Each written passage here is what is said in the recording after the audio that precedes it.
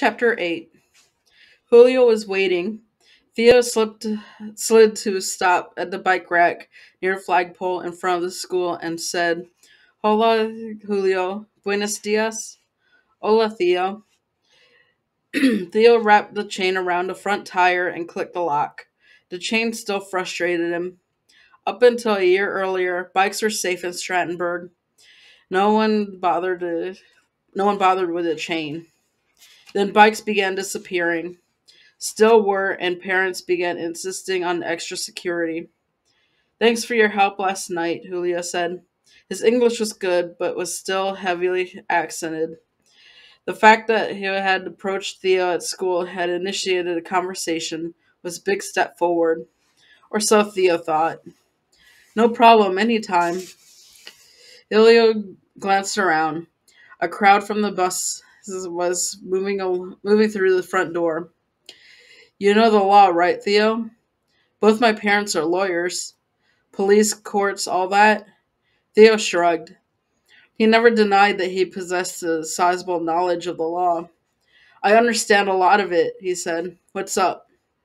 This big trial, is it Mr. Duffy? Yes, he's on trial for a murder, and it is a big trial.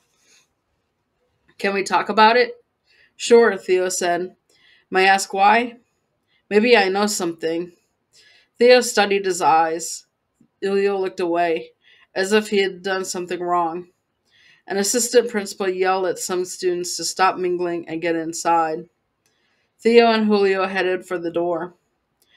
I'll find you during lunch, Theo said. Good, thanks. No problem.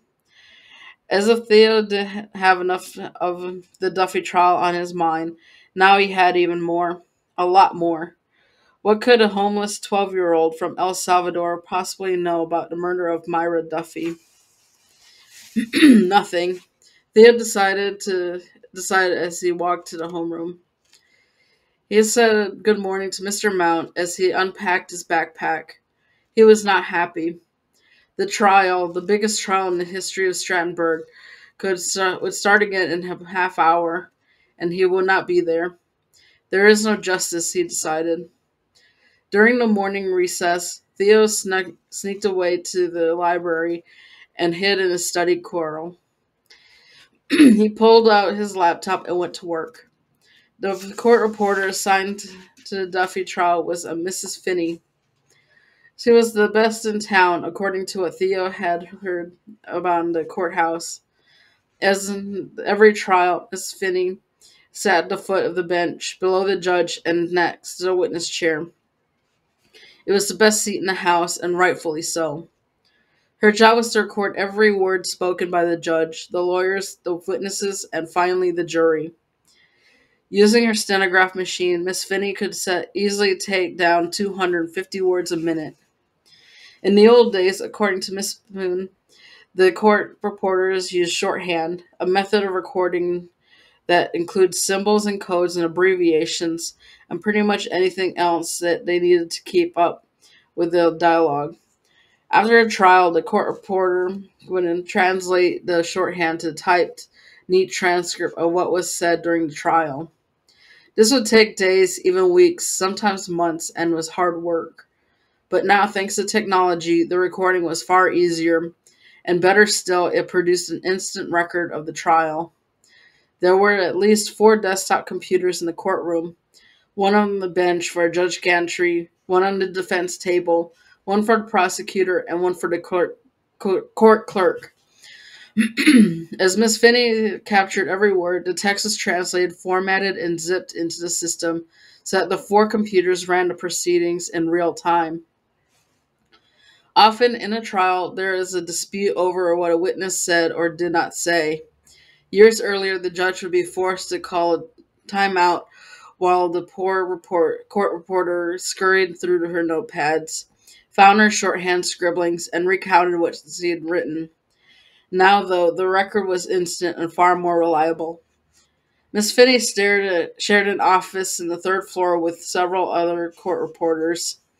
Their software system was called Veritas.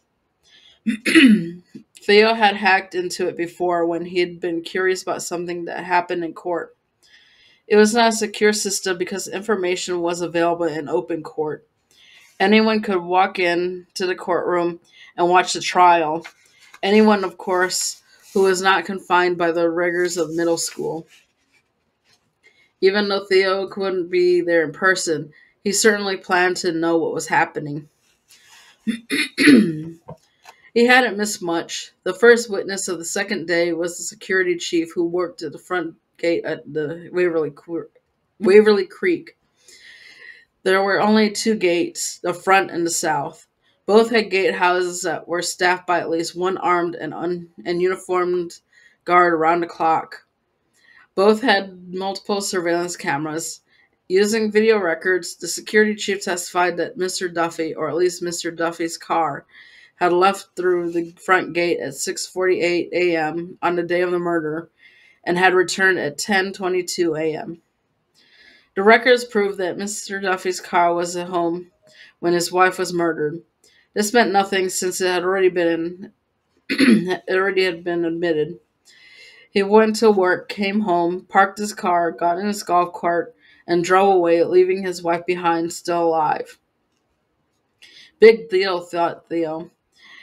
He checked the time. Only 5 minutes left in recess. The prosecution was going through a tedious summary of describing each vehicle that had entered Waverly Creek that morning. There was a plumbing truck and crew that went to one home, a flooring crew to another, and so on. It appeared, at least to Theo, that the prosecution was trying to account for every non-resident who might have gone past the gates. And to prove what? Maybe Jack Hogan would try to prove that there were no unauthorized vehicles or people in Waverly Creek at the time of the murder. This seemed a stretch to Theo. He realized he was missing a dull part of the trial.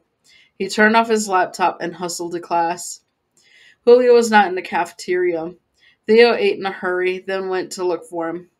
His curiosity was nagging him, and the longer he sat through class, the more he wanted to know what Julio might know. He had checked with some seventh graders. No one knew where Julio was. Theo returned to the library, to the same study carrel, and quickly hacked into Miss Finney's software. The trial was in recess for lunch, as Theo expected.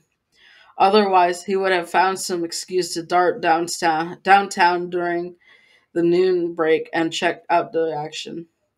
As expected, the prosecution had attempted to prove that there were no unauthorized vehicles in Waverly Creek at the time of the murder.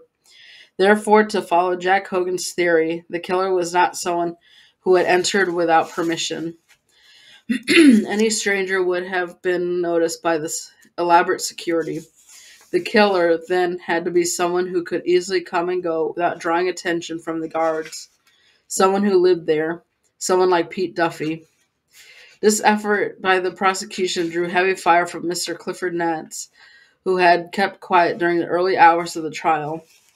During a heated and sometimes harsh cross-examination, Mr. Nance forced the security chief to admit that there were 154 single-family homes and 80 condos in Waverly Creek, and 2, at least 477 vehicles owned by the residents there, and 3, an asphalt service road was not watched by either guards or cameras, and 4, at least 2 gravel roads that provide access to the area and were not on the map.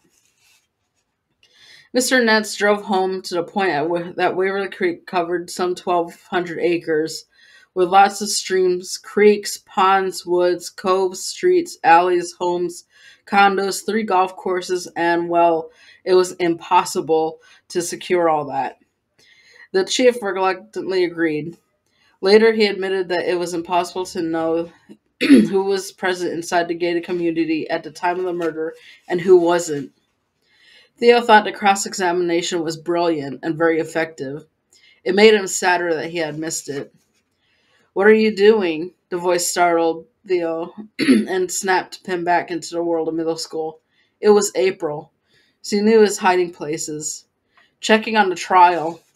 I hope I never see another trial." He closed his laptop and they moved to a small table near the periodicals.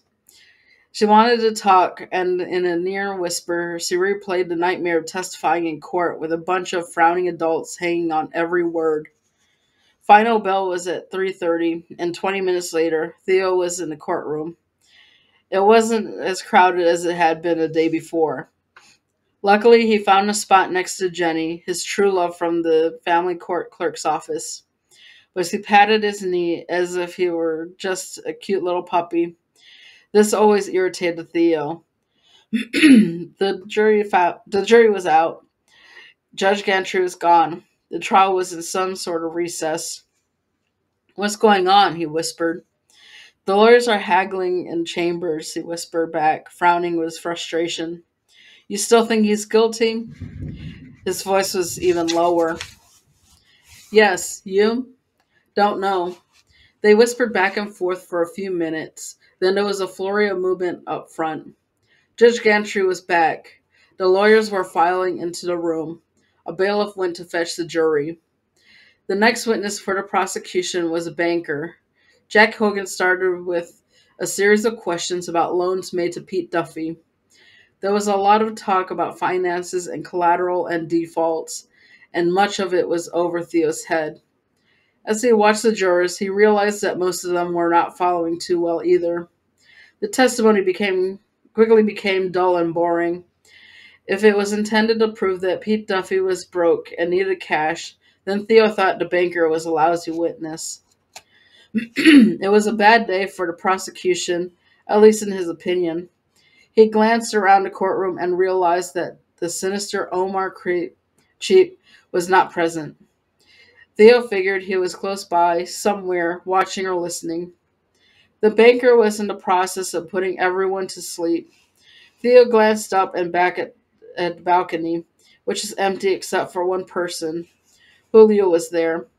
He was at the far end of the front row, bent at waist, his head barely visible over the railing, as if he knew he wasn't supposed to be there. Theo turned back around, looked at the witness and the jury, and asked himself why Julio would possibly be watching the trial. He knew something. A few minutes later, Theo glanced up again. Julio was not alone anymore. Omar Cheap was sitting directly behind him, and Julio did not know he was being observed. And that's the end of chapter 8.